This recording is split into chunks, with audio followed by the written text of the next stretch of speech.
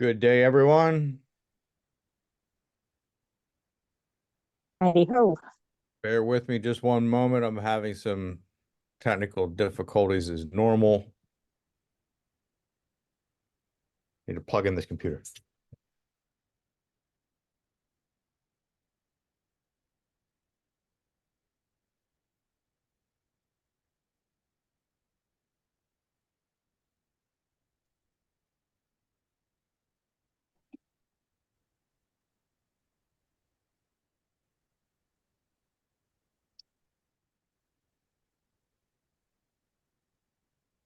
Okay. Okay, so what we're dealing with today is we're just doing a refresher on the listing contract, listing agency, stuff like that. I'm sure this is of particular interest for a lot of you right now because of the new changes that we've seen here in the past month and a half. Has anyone done a listing contract in the last month and a half? Hello. Yes. And how did you find it? Did you find any other issues with it? Did it seem to be same old, same old? Not same old, but Okay.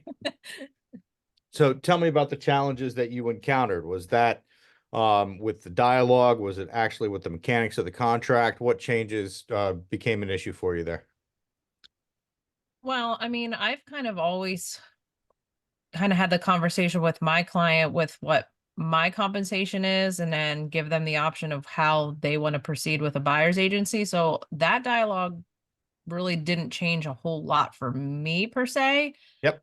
but just the actual contract itself and, where to put it and what to put and having it chunked out with the buyer's agency versus a seller's concession. So just the the process, I guess, of where to put it. For me, it's kind of like when somebody's talking to me and I'm trying to do something else and it's distracting. And nothing's really changed on this contract substantially. It's just how it's organized, and that kind of throws us for a loop a lot. So let's get in and check it out. I've wasted enough time waiting for everyone to show up. And thank you all for taking the time to be here today. I mean, I actually have to be honest in the sake that I kind of like it broken up like this because prior, like I said, I've always said, hey, my commission or my fee is 3 donuts plus whatever. I liked putting that in that block instead of the cumulative amount. Oh, we still have to do the cumulative amount. Well, true.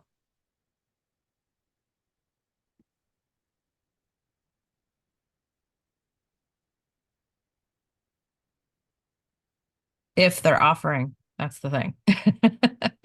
Right. I had everything set up here on my desktop computer with multiple screens to look at, and then it locked up on me. So I'm having to pull a switcheroo and get to my desktop. So give me 1 second, or my laptop. So give me 1 second here. The new forms facilitate transparency. Can't be a bad thing.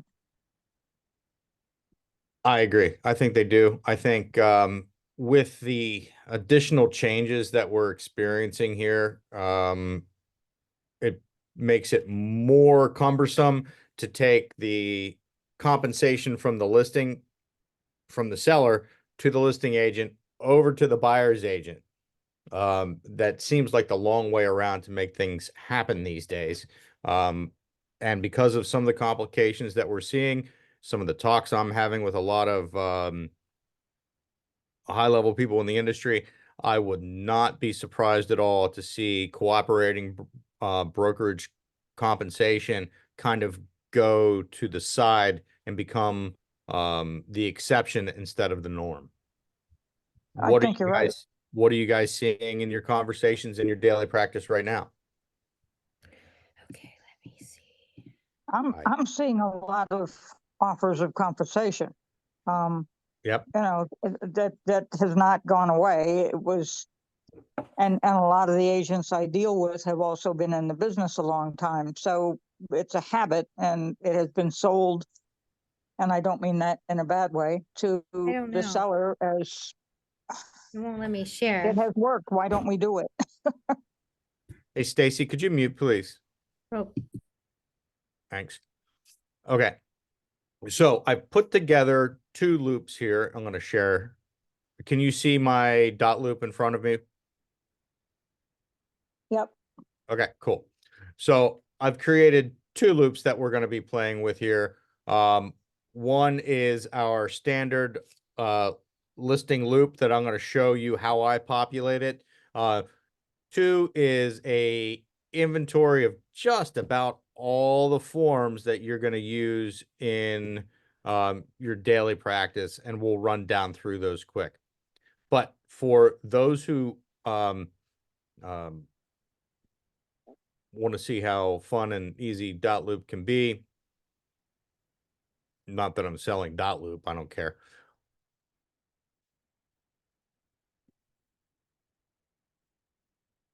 So select all those and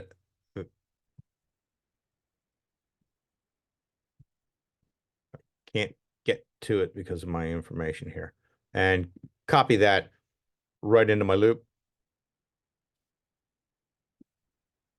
And there we go. So it's going to give you a required items checklist.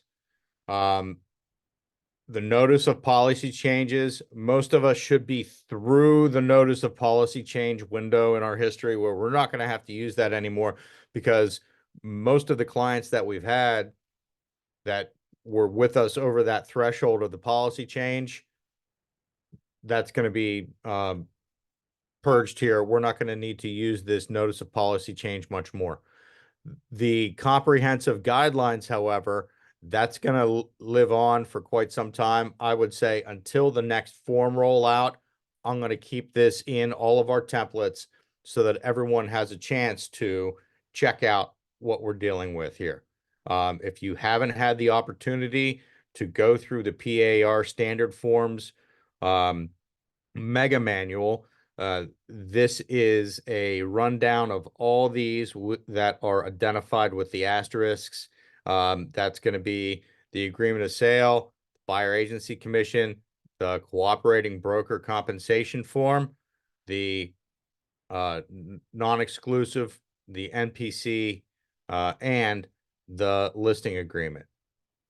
So if you have any questions on that, you can go to my favorite resource in the world, which is parealtors.org. Don't know why that didn't work for me there. Oh, it's because I'm on Yahoo instead of Google.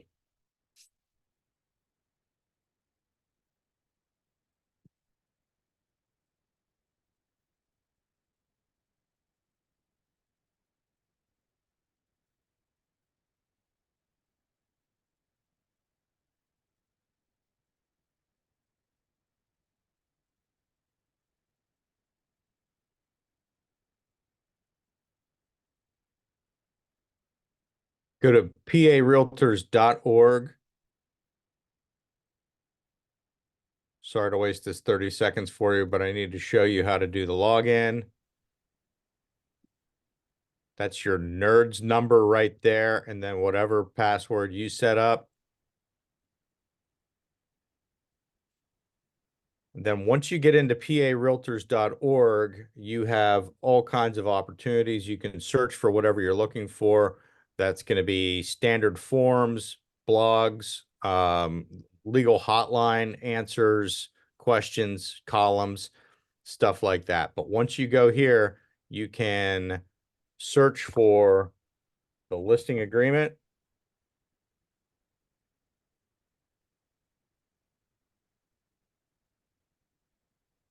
And then you can download the guidelines right from there. So we'll touch on that.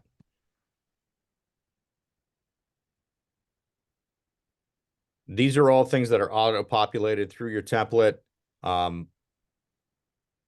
Some of those I just wanted to show because I know we have a couple new agents on there that aren't really familiar with dot loop. If you're using it, then this is going to be important. I'm going to waste some time for those of you who aren't in Bright. I need to waste 45 seconds on this for those who are in Bright.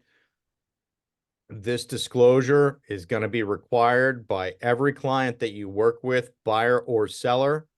Go ahead and add a checkbox to identify whether this is a seller client or a buyer client.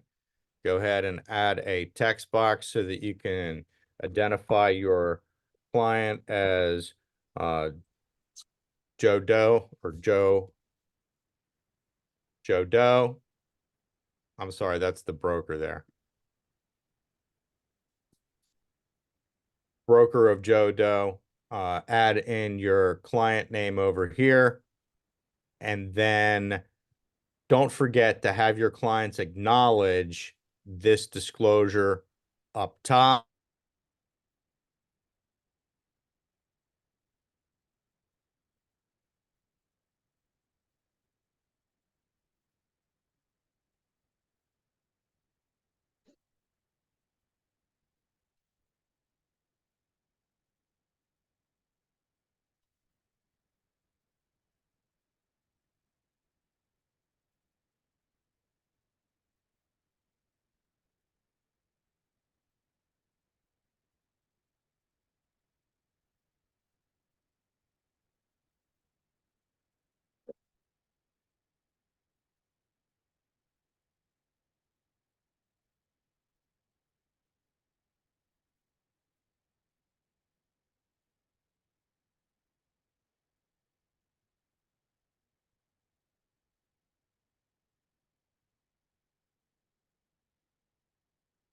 Looks like we lost Justin.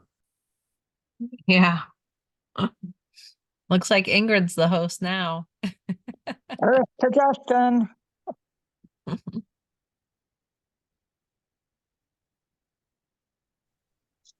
How did that happen, April?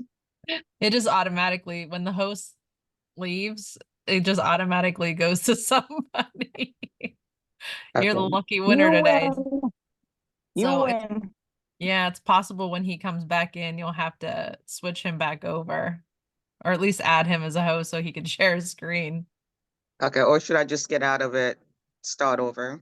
I don't know. We'll see if he, well, I guess we'll have to see if he pops back in here.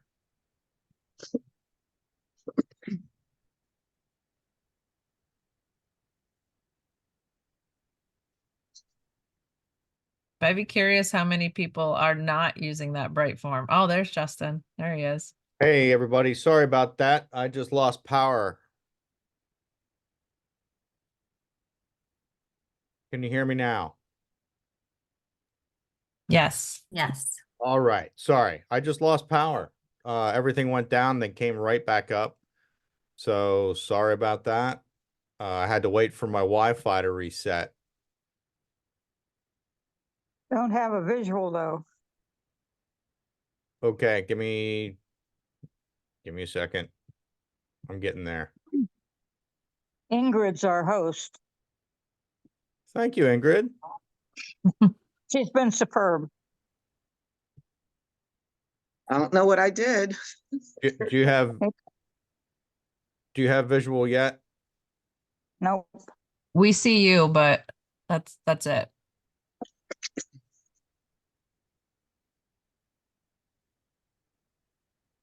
Okay, Ingrid. There we go. Is it back to everybody? Can you see everybody?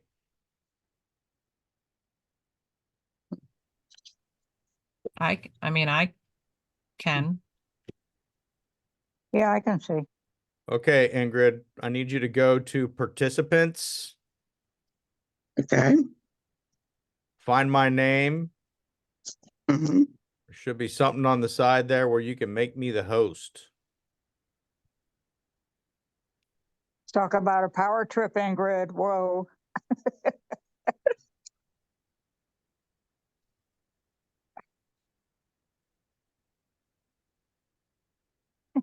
peaceful transition of power, okay, guys? Did it work? It says Justin's the host on my end. Yep, I Yeah, got it. mine too. All mine right, well too. done. Excellent work. All right, I'm going to go back to the sharing.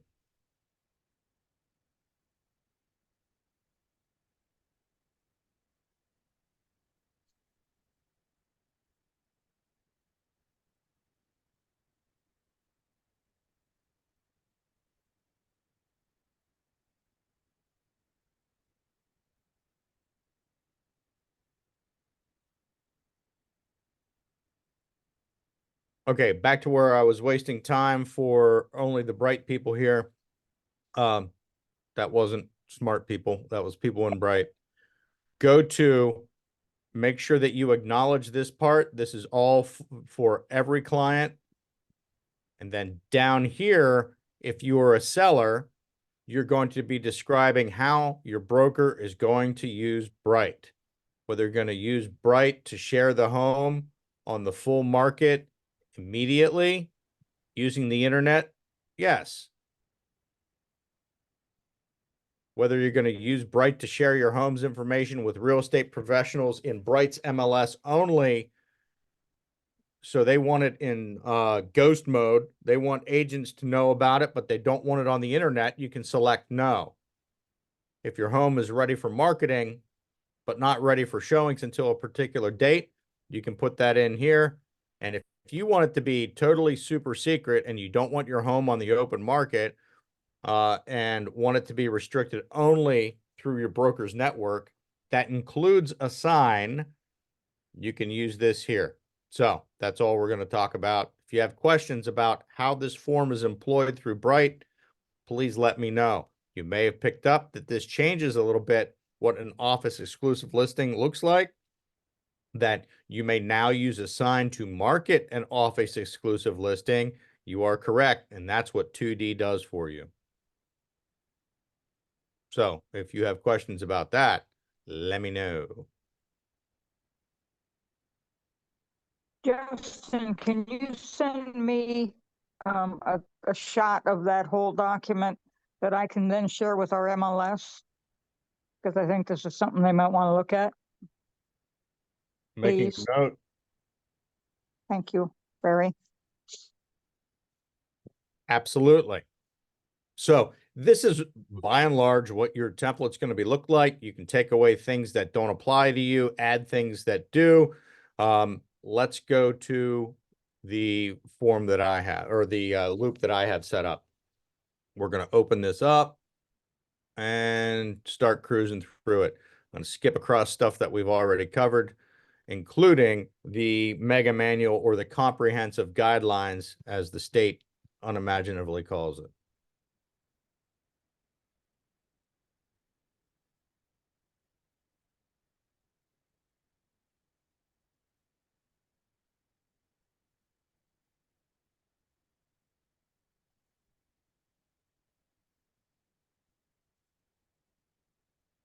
Sorry, forgot how big it was here.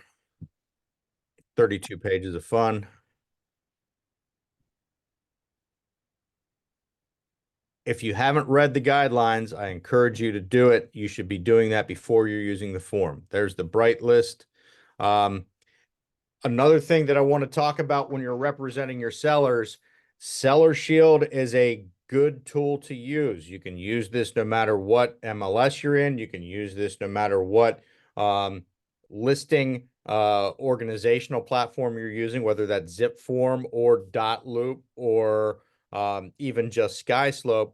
But it is integrated with SkySlope and Zip Form, that you can use the Seller Shield platform to send out your seller's property disclosure and your lead-based paint disclosure to your client to fill out digitally online. It asks them questions, gives them prompts, won't let them move on to the next section until they have answered your seller's property disclosures correctly. Okay? That's why I use it. I don't try to sell people on the warranty aspect on this, but many of them elect to do it anyway because it's dirt cheap and the protection's pretty good. I like this because if we get into a multiple offer situation, somebody decides to skip the inspection to put their contract at the top of the pile. That's when we start to get this bloom of disputes that we've had over the past year and a half. We just have a total upswell in those. This can help to fight that. Okay. So be aware, for a couple $100, your client can get up to $20,000 of paid legal representation by expert real estate attorneys for non-disclosure claims. And as we know, just because you're right doesn't mean you'll win. And even if you don't have a right to disclose something or a responsibility to disclose something, doesn't mean that somebody can't sue you for it. So a couple $100 for $20,000 of representation is a good deal. I think I have maybe 60% of my listings over the past year have elected to use this product, even though I'm not telling them that they must. I'm telling them I use this platform because it's easy to fill out, and they're spending the money on their own accord to move forward with it. Don't forget, this is a federal thing, the lead-based paint hazards disclosure form. It hasn't been a big issue in most of our markets, but it's coming our way. It's a huge deal in Maryland, Baltimore, a lot of more urban markets. York, I'm seeing some more incidents where this is becoming an issue, where people were filing suit because of non-disclosure over lead-based paint. In Maryland, you have to go through all sorts of testing if you're going to be a landlord or rent out a property. In Pennsylvania, it may one day become a bigger issue. So make sure that you fill this out, fill it out correctly, whether they have knowledge or no knowledge. And make sure that you give all the parties that handy dandy pamphlet to know what their items are, or what their considerations are.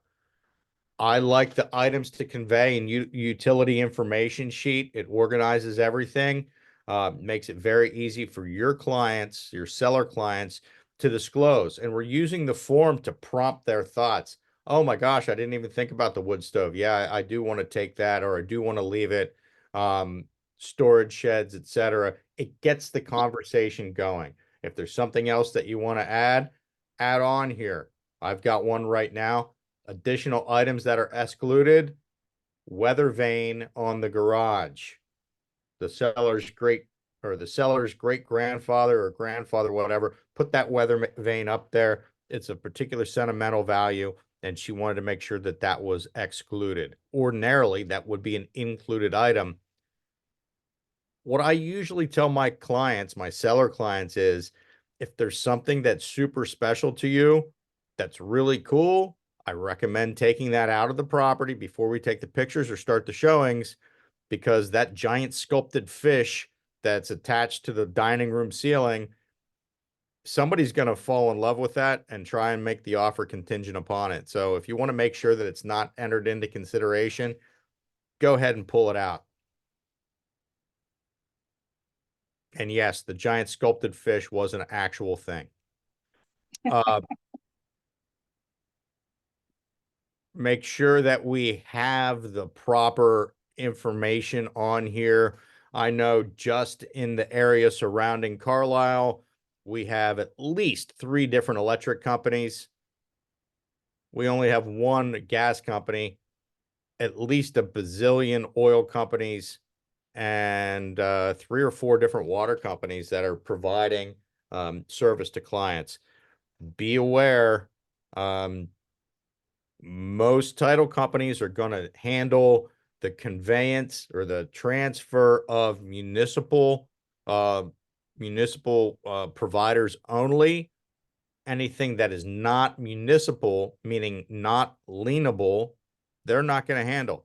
So if it's a private water company or a private sewer company, that's going to be something that's up to buyer and seller to transfer. This all starts with the consumer notice. And when you're talking with your seller, this is the first, or your buyer, this is the first brick in your foundation of professionalism. And I'm going to tell them that I want to represent you as your seller agent. I want to represent your best interest at every turn. And with the signing of our listing contract, we're forging a fiduciary relationship, which means that I have to put your best interests in front of my own. A buyer's agent is going to be doing the same thing for their client. And a dual agency situation is complicated because I would be representing, or my broker would be representing, the interest of both parties equally. In most cases, if another agent comes to the table from Iron Valley, that's going to be a designated agent. They are designated to represent the best interest of their client to the exclusion of all others. That means I will remain your seller agent, and the buyer agent who also works for Iron Valley is going to represent their client, not you. The only exception to that, can anybody think of what the only exception to that would be? What would be unless you are, of course, the dual agent, what's the other situation where somebody under Iron Valley, under our brokerages, wouldn't be a designated agent?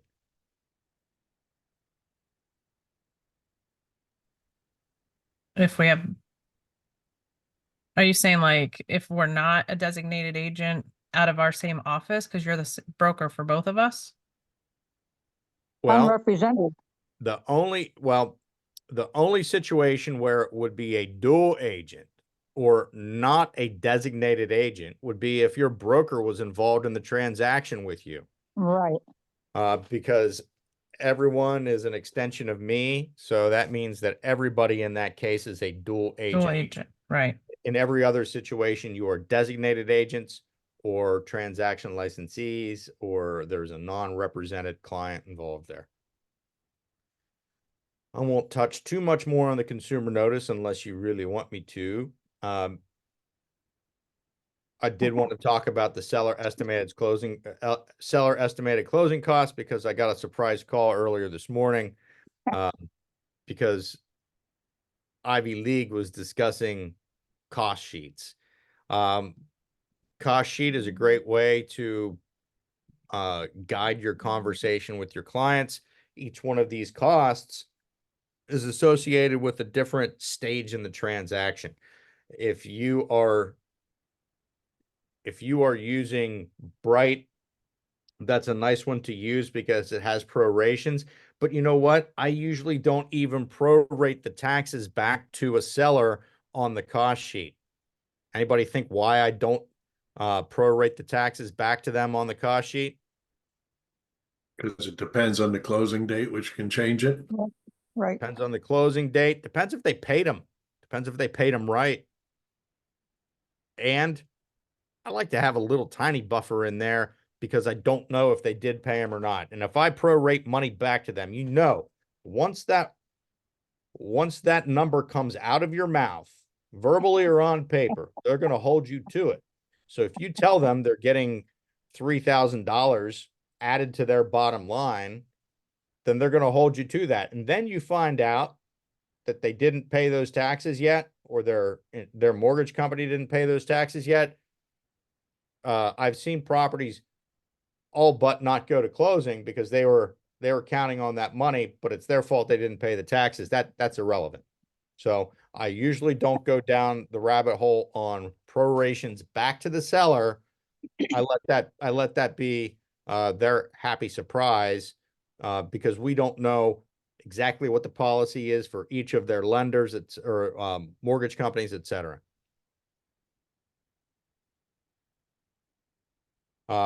We let them know.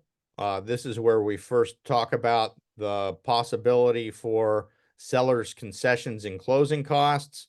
What's that? We start talking about sellers' concessions and broker's fee and how items number 1, number 4, and number 5 are different. So broker's fee, in my mind, is what I charge you to market your property. And we can take a portion of my commission and share that with a buyer's agent to incentivize that traffic. That's kind of a predetermined amount that we agree that we're going to pay a buyer's agent to incentivize that traffic. And I've had a much higher incidence of educated sellers lately say, wait a minute, I can understand paying your fee, but I'm not sure I want to pre-negotiate what I'm paying a buyer's agent until I see what the fee is or see what the offer is. Because are we spending a little bit more time on market lately? Yeah, we are. Are we seeing a little bit, a few more price reductions? I think we are. Definitely. Are we seeing more negotiations? Yes, we are. This may be a very brief window. This may be because of all kinds of different factors, but I think that, you know, that's the case, and we're going to be having more of these conversations. What are municipal certifications? Anybody familiar with those?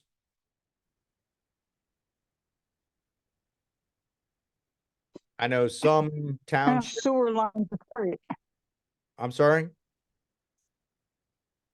sewer line to street. I think you said sewer line inspections.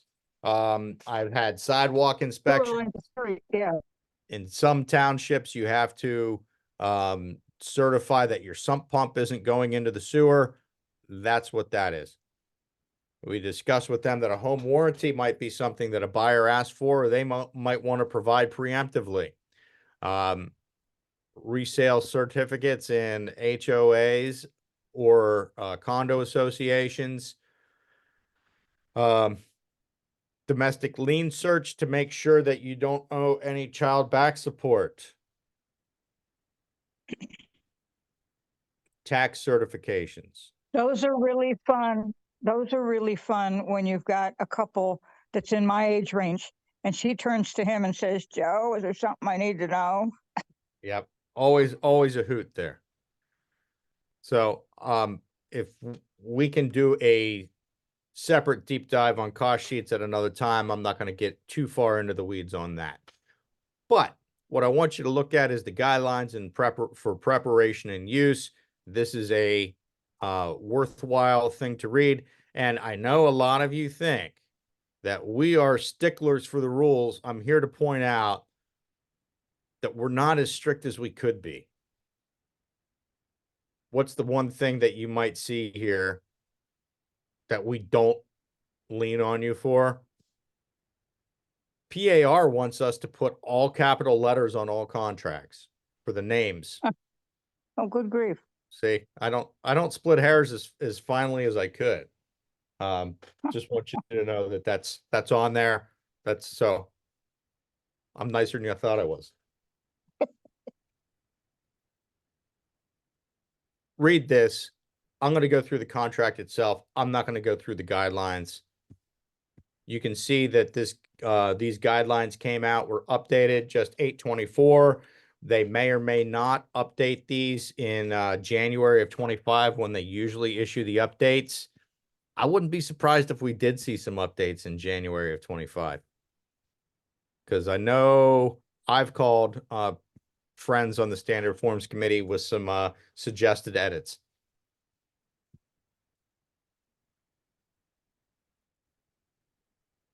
And you know, this is a thorough contract when we're dealing with, let me show you how many pages. 22 pages of instructions for a 7-page document. All right. Some of the changes they made to our listing contract recently, they added some continuity where we have spaces for the company and state licenses to be installed here on this agreement. It's important to have contact information, not just to be thorough for your sake, but if you get hit by a bus, I need to know how I'm contacting your client to share the bad news and get their listing sold for them. I say be as thorough as possible on this. If there are multiple parcels, make sure we have the either the deed book and page reference that describes how those are divided.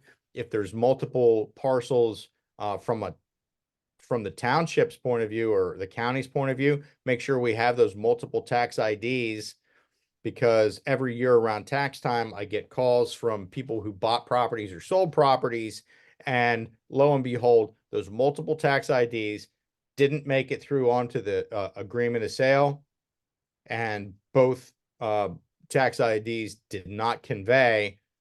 Somebody doesn't own the property that they're supposed to, and somebody else is still paying taxes, and they're upset about it. Okie dokie. Now, when we're talking about the seller, who do we know, or how do we find out who owns the property? Deed search. Deed, look at the deed. Deed's always a good idea. Knowing what you're selling. I am a big advocate of knowing what you're selling. Does the deed have everything? I mean, I tried to make it a requirement, but it created almost as many issues as it solved, because sometimes the deed doesn't have all that information. I still strongly recommend that you pull the deed on any property you sell, because it's going to point you in the right directions of questions you need to ask. So the deed, yes, deed's a great one. Tax records, the other great one. Could somebody share with me a case where the deed might not accurately reflect who the true seller is? Death of a family member with an executor. Correct. What about another one?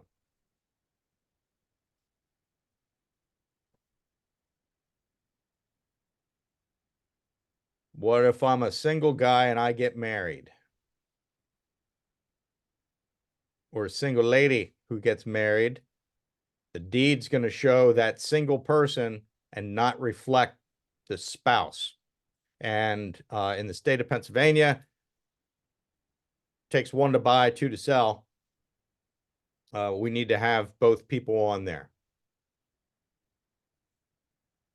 Now, the question that always comes up is, what if I'm married? Or what if I'm single? I buy the house as a single person. Then I get married. Then we get divorced. And I'm selling the property. The ex-spouse is still entitled to a portion of that ownership. Unless it's in the divorce decree. Yes. Yes, absolutely. Now, You also, go ahead, just- Kurt. yeah, you also have something, whereas if two people, and I've had several where they bought the house together before they were married. So it was under her maiden name, which she then later changed. So when they go to sell the house, they have to have the marriage license and all the other stuff. So Right. And we have a situation in the York office right now, for sale by owner, purchasing a property, not on the market. They sign the contract and the seller says, my wife doesn't want to sell. Wait a minute. You never told us that you were married. It wasn't on the deed. We've got a real situation there. We deal with that fun later. Like I said, please be as thorough as possible. I skipped something because it's in bold print. I always say it's easy to skip the stuff in the bold print, but this is required of us as agents to ask our clients, do you have a contract with another broker? Yes or no? Make sure that's filled out, please. You have all kinds of flexibility on this here. Technically, we're supposed to have, it can't be more than 1 year, right? Starts with the signing of this agreement unless otherwise noted here.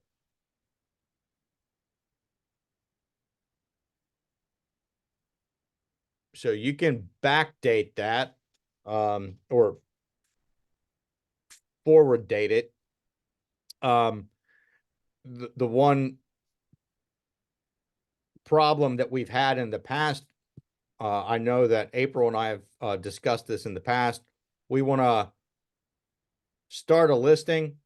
These people aren't ready to go on the market yet. I urge you to get this signed as early as possible in your process. New guidelines have made it easier for us to get this signed now and not begin the marketing until a later date. So I would go ahead and get this signed as early as possible. Because I don't know how many times I've been consulting with somebody, gone over to the house 3 and 4 times. They've got a dumpster in the driveway. They're cleaning out the garage, and somebody pulls up and says, "Stop what you're doing. I'll take it as is.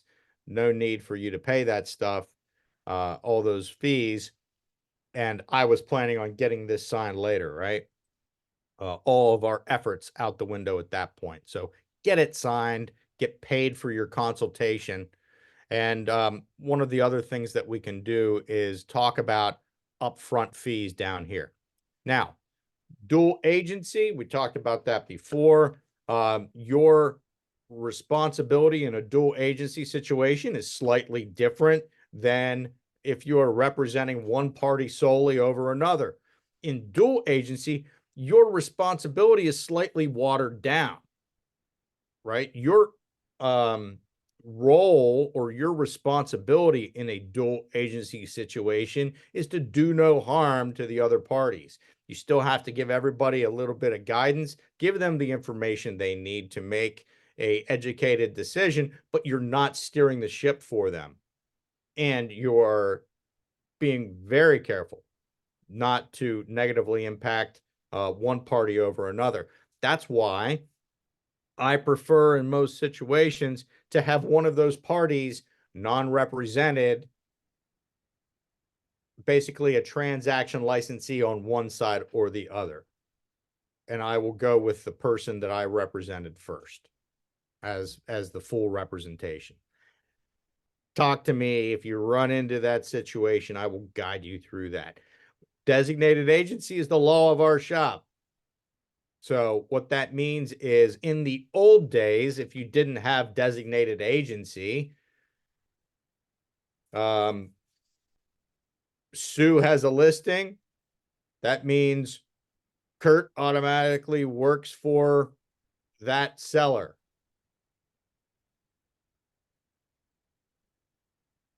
That's not the way we do it. We do it that we have designated agency. Sue's clients are Sue's clients, Kurt's clients are Kurt's clients, and that's the way it goes. So, broker's fee. This has generally not changed here for us. We're putting in our total fee right here on this line. We are explaining to folks that no law or association has set or recommended the broker's fee. We've just found that 6% works well, and $3.95, and some amount of this may be earned and due at the signing of this agreement and non-refundable. If we have somebody who is going to be listing down the road and they need help getting on the market, we may be inclined to charge this $3.95 broker fee right here. This $3.95, we may be inclined to say, you know what, I'll help you choose your paint colors and tell you how to get rid of your trash. But why don't we make that $3.95 due up front? That way, if you do sell it, decide not to, if you sell it off market or you decide not to sell it, I'm at least compensated for helping you choose those paint colors and telling you how to get rid of your trash. Now, the seller will pay the balance of the broker's fee if the property or any ownership interest in that property is sold or exchanged during the term of this contract by who? Anybody. By the broker, the broker's licensee, the seller, or any other person or broker at the listed price or any price acceptable to the seller. I think it's important that we tell them, once we work together, we're working together. And if they don't like that arrangement, maybe we need to be a little bit more creative with our listing agreement and our pricing, and we'll talk a little bit about that. Maybe if they're not comfortable with this, maybe if they're saying, hey, I have a few people on the hook, but I don't want to waste all my time on them, maybe we talk about a reserve buyer. All right, if you have a few people on the hook, all right, maybe I can cut you a break on the commission, but I don't want to let that run out forever. Say, let's give you 2 weeks to get them, and we'll make this happen. If you run into one of those situations, please call me. I've got some experience in that, and we can talk through it, but I don't want to confuse you with all that. I just want to let you know that that's a possibility. So the balance of the broker's fee will be due if we find some arrangement that is agreeable to the seller. So that's any price acceptable to the seller. If we find a ready, willing, and able buyer during the term of this contract, if found by the broker or by anyone, including the seller, they said it again right there. And a willing buyer is one who will pay the listed price or more for the property, or one who has submitted an offer accepted by the seller. So what's this mean? We may be due a commission if somebody says, I'm willing to pay what the seller is asking. How many times has the seller asked you when you're trying to set a price, well, if somebody brings me an offer, do I have to accept it? Well, if they're willing to pay what you're asking, yes. We are due the commission if negotiations are ongoing at the end date of this contract and they result in a sale, or if the seller signs an agreement of sale, then refuses to sell the property. I've had that happen. That's uncomfortable. Or if a seller is unable to sell the property because of failing to do all the things required of the seller in the agreement of sale. That's called seller default. I have never been involved in a case where eminent domain took a house that was on the market. I'm sure it'll happen twice next week now that I said something. And then if a sale occurs after the ending date of the contract, if the sale occurs within, I usually put 90 days of the ending date of the contract, and the seller was shown the property during our term, and the property is not listed with another broker. So it has to be all three of those things after the expiration of our contract for us to get paid.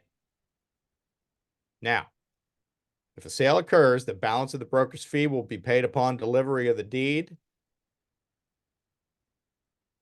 So at the settlement table.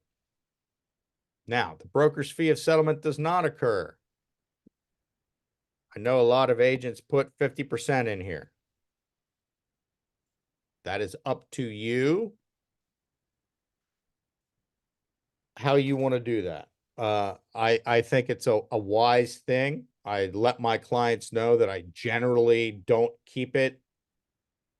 But if I have a lot of work on this and it falls apart at the 11th hour and I've done everything that I'm supposed to do to get this property sold, I think it's right to get paid for your time. Now, here's the thing that is causing some complication is that they move this around a little bit.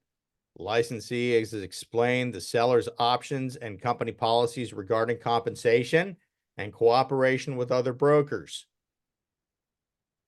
In a transaction where a buyer is working with a real estate broker, the seller authorizes and instructs the broker to offer cooperating compensation in the amount of, well, what do we put up here? Nothing. Let's put our 6 and 395, 6, $5,000. We'll put our 3% in here.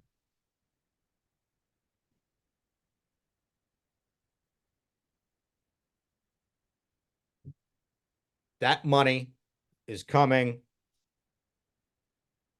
from the 6%, right? Make sure that there is enough left over for you because you are getting whatever is left over from what's being paid here. Just as it always was. Does that make sense? Any questions, comments, confusion on that? Yeah, I have a question. Please. Up to the previous part, can you scroll up a little bit? That 50%, whoop, whoop, whoop, down, down, down, down, down. Okay, right there. Yep. Where it says 50% of from deposited monies. What, 50% of what? Just that compensation you just said, or what?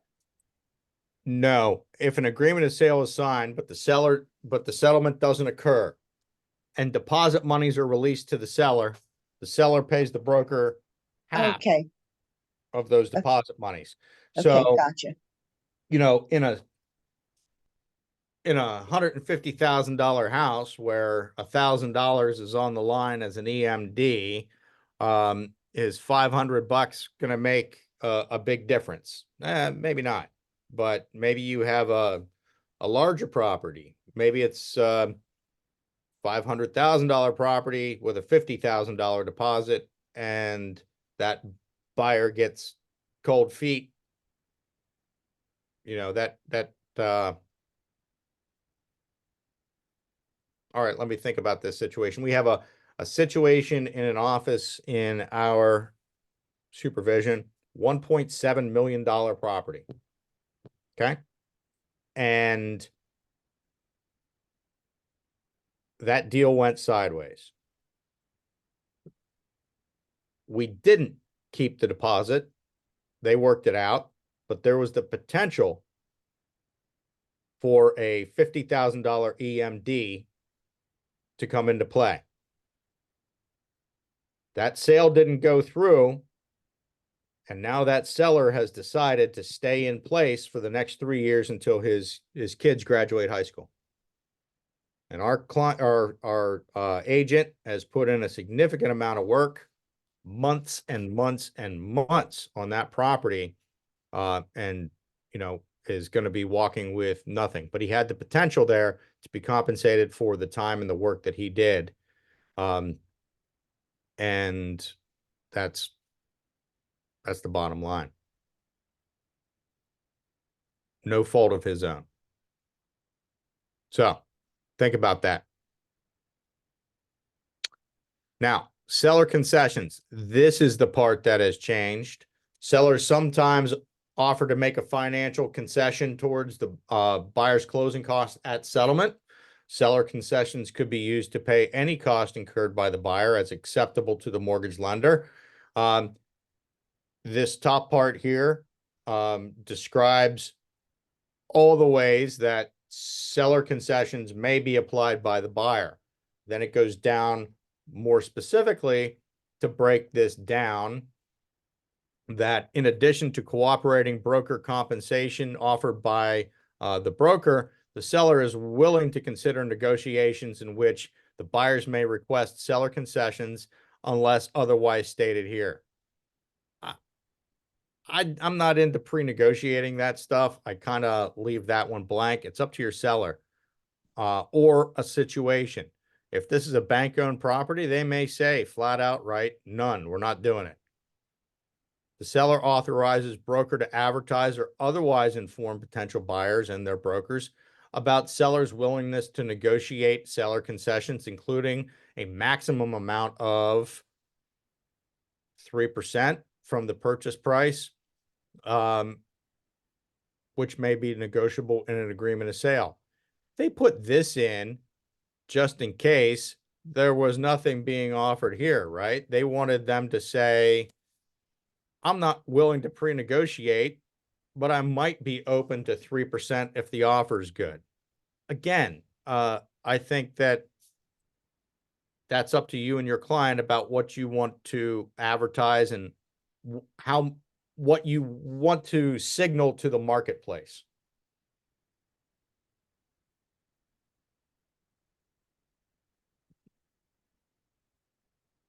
We can go down this rabbit hole a little bit further if you like.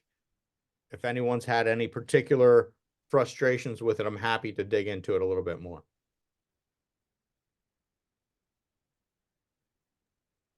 Justin, I had a question. Yeah. If we put,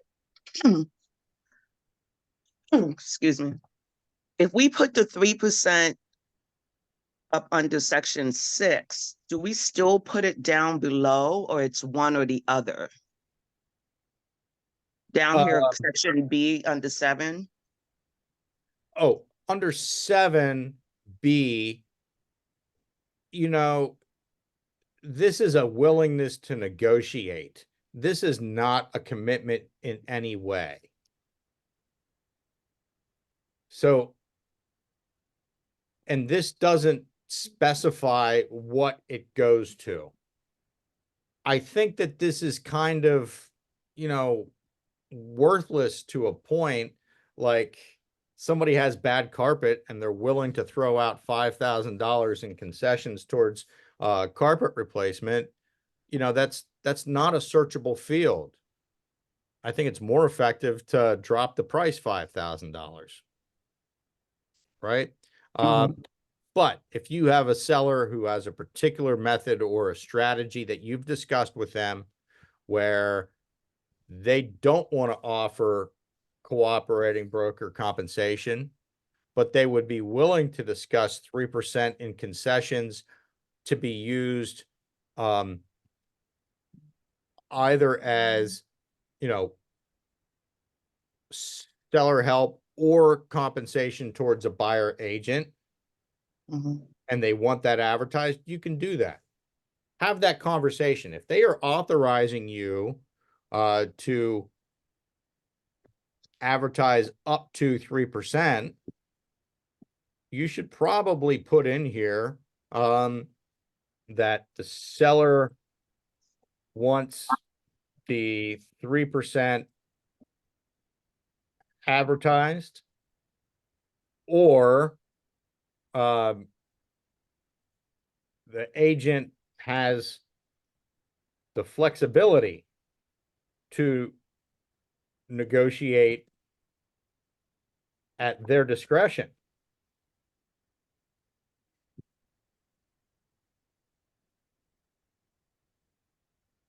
So have that conversation with their seller. Do you want me to offer out 3%, or do you want me to hold back and see if I can get you the best deal possible? Have that conversation with them up front and probably notate that in there. Or just be open and communicate with your seller. Does that help at all? Yes. Okay.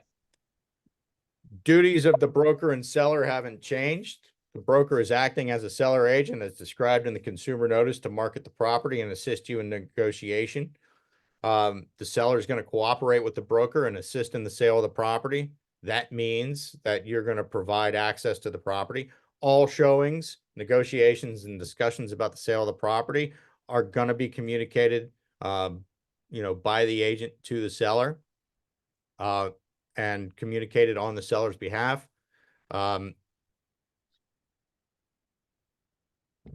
We need to communicate all information on leased properties in advance.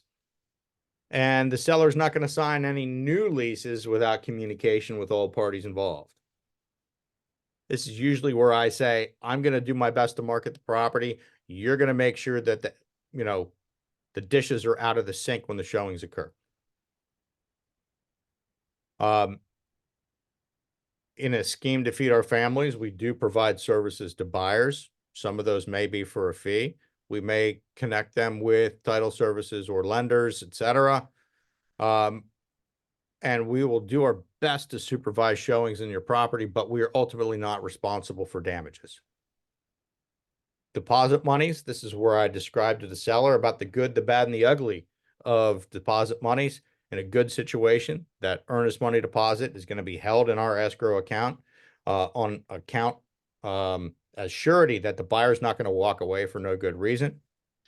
In a bad situation, or in a good situation, that money's going to go on behalf of the buyer to the settlement table for the satisfactory resolution to the transaction.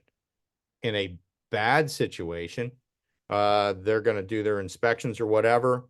Maybe they pull the contingency and they go, they terminate the deal. You'll find another buyer, they'll find another house. Everybody in the end's happy. But in an ugly situation, they terminate this deal for a reason that we don't feel was valid.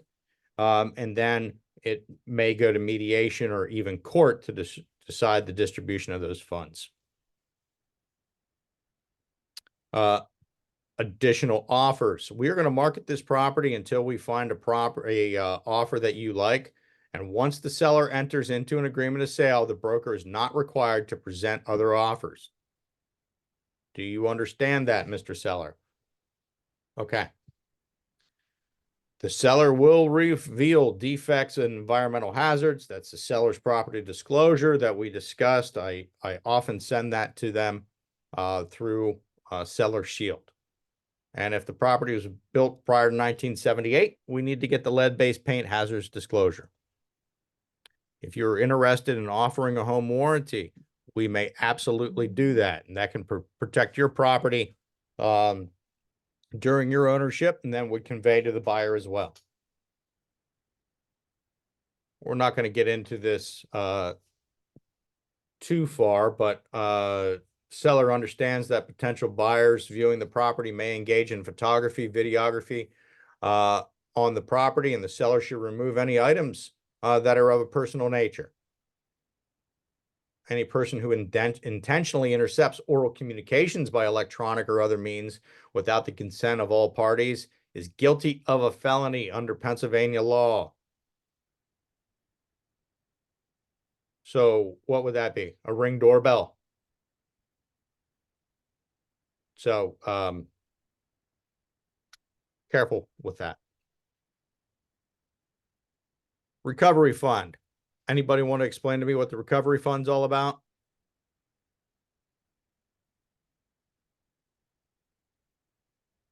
Recovery fund is in place to provide protection for anybody who is defrauded or taken advantage of by a real estate professional. You are taken advantage of by a real estate professional, you take them to court, and you earn a judgment or awarded a judgment against that real estate professional, then find out they are broke. That's why they defrauded you. You can take that judgment to the recovery fund and they're going to make you whole. Notice to persons offering to sell or rent housing that I wouldn't discriminate against you as a matter of personal belief, but there's laws in place to protect based on race, color, religion, religious creed, sex, disability, familial status, national origin, etc. And then transfer this contract. Seller agrees that the broker may transfer this contract if we go out of business, we combine to form a new company, or we form a new real estate business. I wouldn't count on any of those things happening. Conflicts of notice. If I'm interested in your property, I will disclose that as early as it becomes apparent to me. Now, marketing of the property. This coincides directly with that Bright form that I showed you for Bright participants. And this talks about the methods of marketing that you will use. When you get down here to the virtual office website, the VOW or the IDX, the Internet Data Exchange, you can elect to exclude the ability for others to comment on those. And those checkboxes coincide with fields in your MLS input. If you have particular questions about how those are applied, call me whenever you get to it. We are going to publish your sale price so that we can sell your property.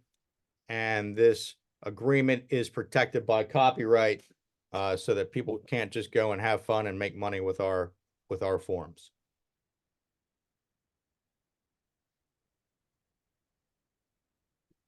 We talk about fixtures and personal property. This is why I use that items to convey worksheet. It's just a reinforcement of these items here, plus a few extras. Keep in mind that the leased items are one of the big problems these days, specifically solar panels, everybody. Solar panels, if you hear solar panels, whether owned or leased, call me and we're going to have a discussion about that before this property gets on the market, okay? Solar panels are a big deal and can change the geography of that pricing big time. Has anybody had a situation with solar panels that they want to talk about? So if you wanted to exclude the storage sheds out back, then you would put that under excluded fixtures and items since it's listed in the upper part there as included. Yes, ma'am. Okay, thank you. Justin, I have a story. Yeah.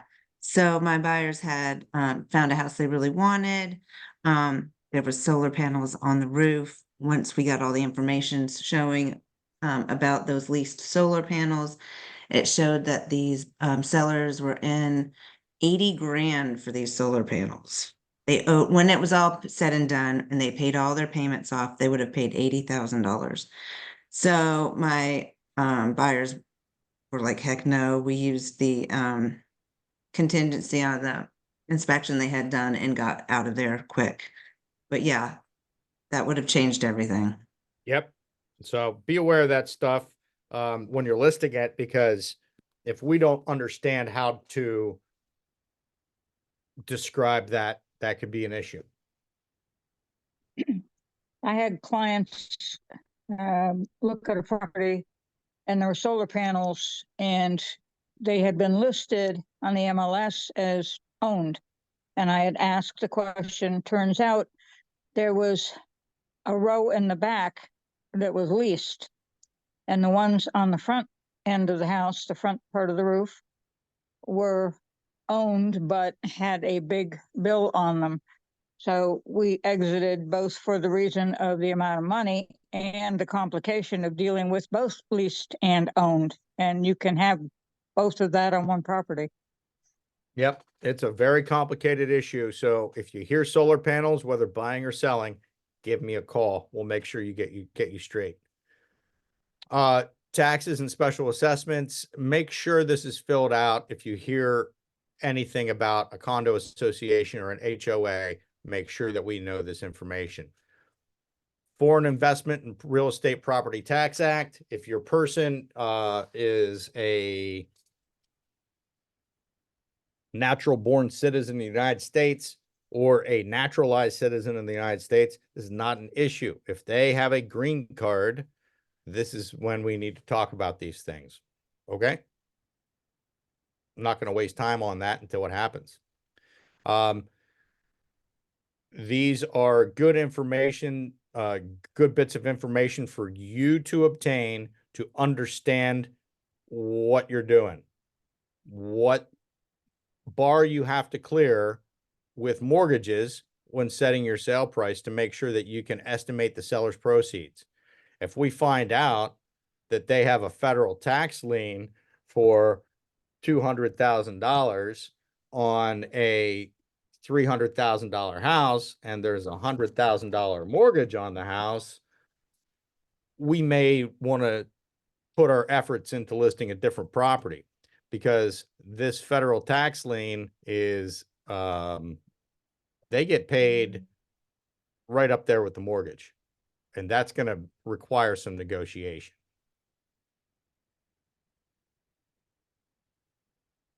Buyer financing. This is a great place to talk about cash being king. Why is cash king? We probably aren't going to have an appraisal, and we just need to make sure that we agree on the terms of the contract. If there's a conventional mortgage, they're going to do an appraisal to make sure that the collateral or the house meets the investment or the loan. If we have an FHA mortgage, a VA mortgage, a USDA mortgage, anything with Alphabet's involved, then there's going to be a further hurdle to clear to make sure that the investor, i.e. the American taxpayer, is protected, as well as the borrower. And then special instructions, special clauses, we can include all of that. I'm sure that you guys are just about glazed over, so we're going to rip through some additional forms that you may encounter. Any questions on the greater listing agreement at this point?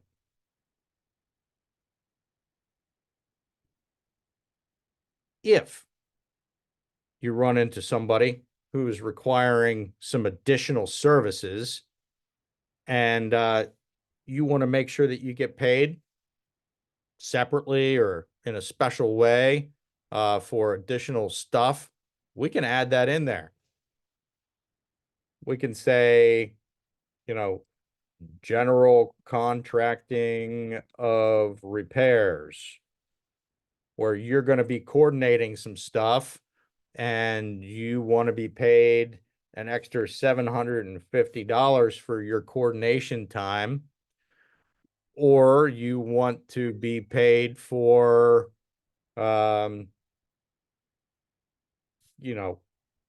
lining up a house cleaning or even photography, because you don't have a lot of faith that this house is going to sell or that they're going to stick with you for the long term, you can charge separately for that.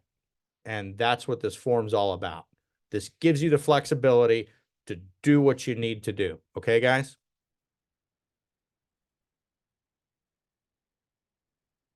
Call me if you want to employ that. Seller's property. So Justin, does that put the cost of the photography on the seller?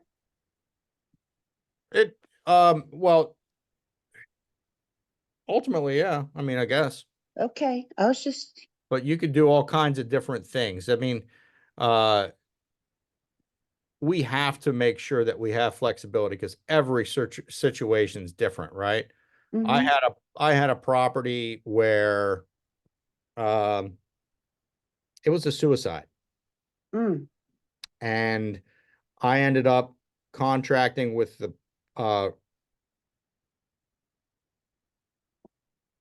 several different companies to get the personal effects out of the property, clean up the property, unfortunately. And there was a lot of work involved in that. I mean, it was a lot. So I charged them separately for the services that I was going to be providing, which generally fell under, general contracting services.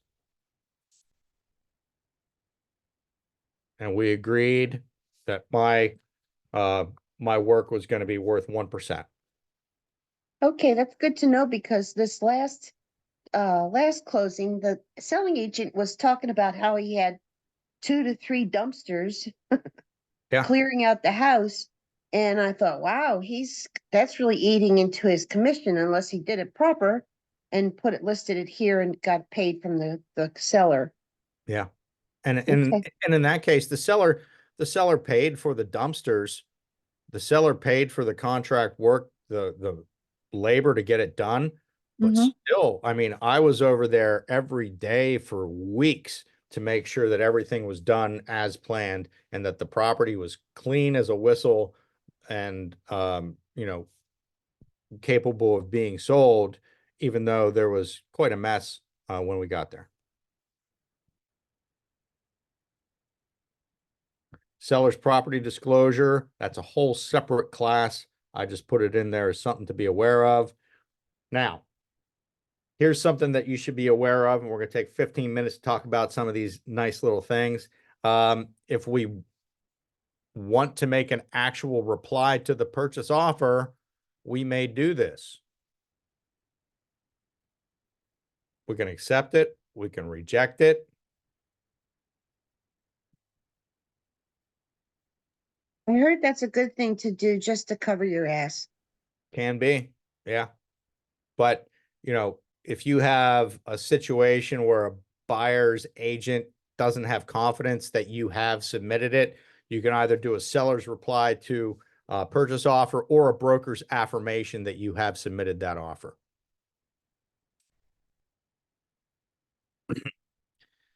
We can do a change to the listing contract.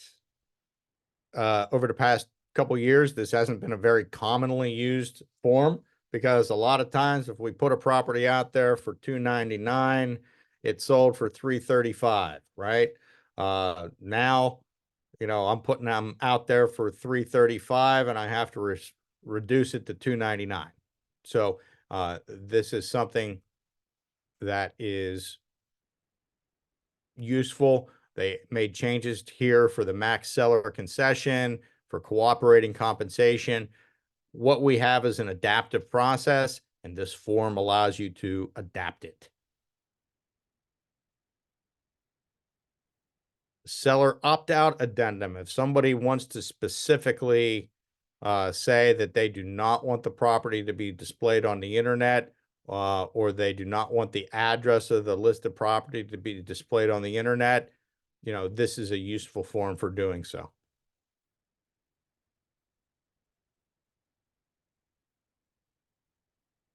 If you haven't sold a manufactured home, this is a good template for you to use to assist you in gathering information, much like the vacant land addendum to the listing contract.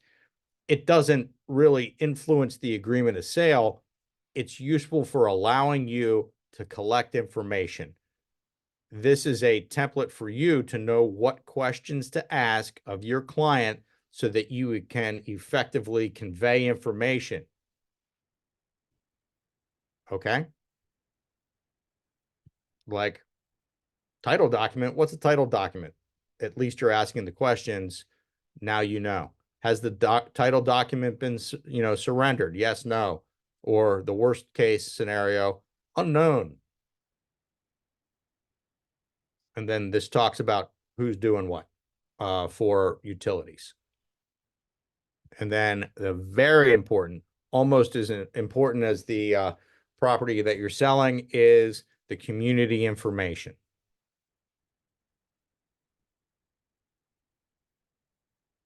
Short sale addendum to the listing contract, not something we've had to employ lately, but may come back into fashion here, depending on how markets go.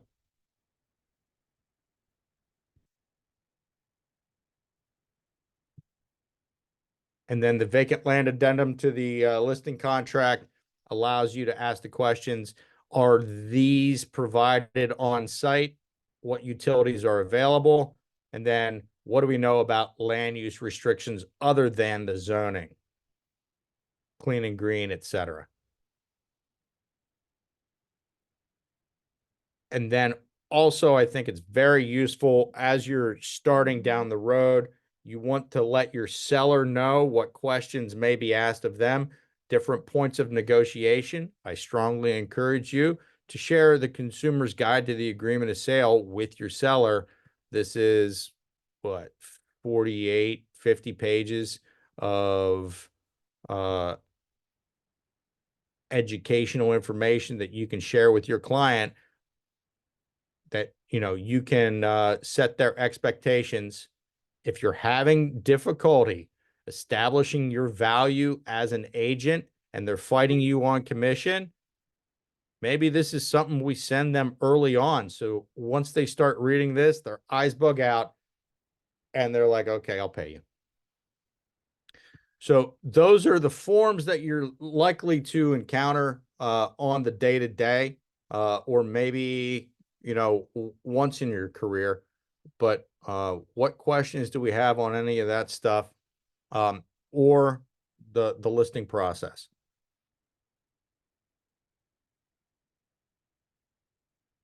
Anybody? Well, I appreciate your time. I appreciate you being attentive and asking questions and contributing. Thank you all. Good to see you, Mike. Welcome back. Riley, how you holding up?